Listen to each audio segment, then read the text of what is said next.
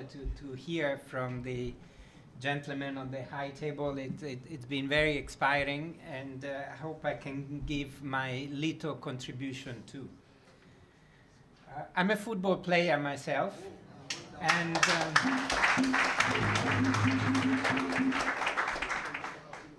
but a very bad one. So I should be here to learn from you how to improve rather than being here telling you my thoughts. But I hope you can get from what I'm going to tell you something that may be useful for your life and for your career as a football player.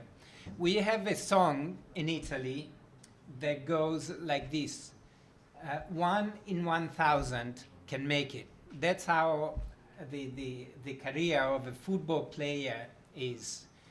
You may be extremely good, you may have a lot of talent, but sometimes an accident happens, or you're not lucky enough, or you got a flu on the day that the talent scouts were visiting your village, or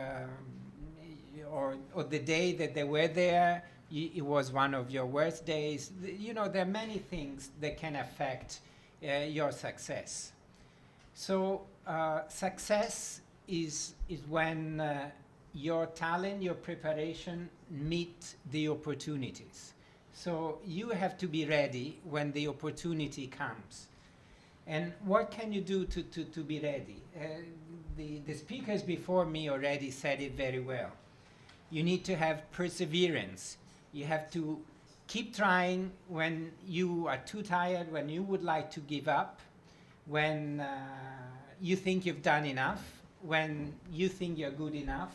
There's never a good enough. You have to work, make the extra effort, keep trying.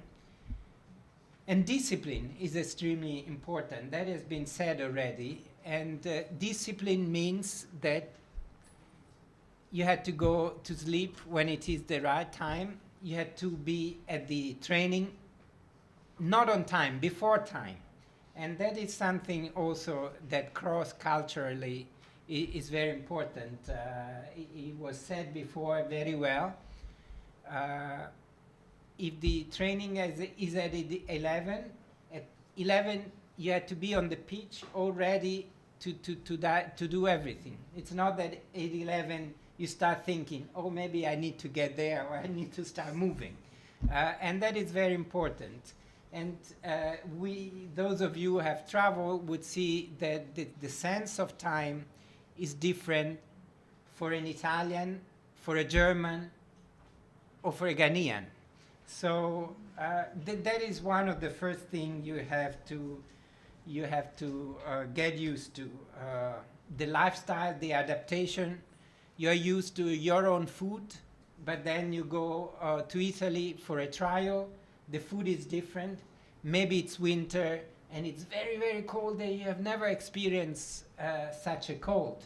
So the way you get prepared, the way you warm up, the way you react to different food, all that is very important. So make sure you have good friends, people who can advise you in the best way and can help you to cope. And you will see, and I've seen as an ambassador of Italy to Ghana, that when you become successful, you start having many friends that you didn't have before. You start having a lot of family that you didn't have before, and many people were just your distant relatives. They all become your brothers. And especially when you start making money, they will all come to you to ask you to solve their problems. And you know, to cope with all this, to be the 1 in 1,000 who can make it, you need to be very solid. You need to be very solid. You need to be disciplined. You need to keep doing what you had to do. You need to train hard. You need to follow what your trainers tell you. And you just not need to give up or to or to, you know, follow into the temptations that the easy money, the easy ladies, the easy life will have on you. Sometimes you see wonderful players, but then too much money, too much fun going to discos instead of just going to sleep early because the next morning you had to train, and then a fantastic career ends up easily. There is a reason why the ambassador of Italy is here today, and the reason is that Italy is the country that has the highest number of Ghanaian players outside of Ghana.